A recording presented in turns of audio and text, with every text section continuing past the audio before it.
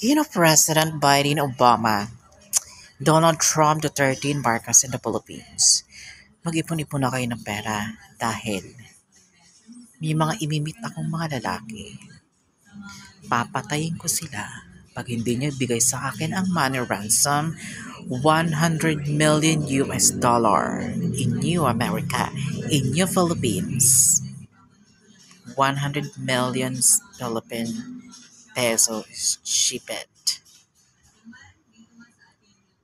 Dahil yun naman talaga ang gagawin ko at yun ang i-report ko sa aking YouTube channel, whatever the family victim.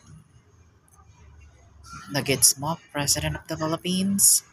Dahil andito ko sa bansa mo, responsibilidad mo yan na gagawin ko sa mga foreigner, Filipino people, para patayin sila. Madali lang naman silang patayin eh.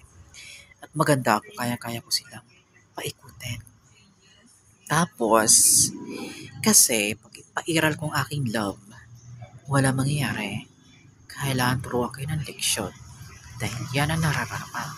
Kaya ngayon palang Philippines, government president, tumawag ka na sa BPI para ma-withdraw ko ang pera na yan at ibigay mo na. My name is Tobias Bernaga Inso GR.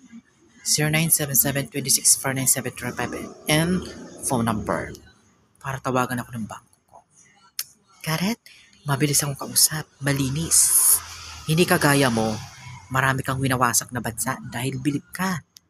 Bilib ka sa God at bilib ka sa world politician. Lalo na ngayon, World War II, you always exist because you are dead, bitch.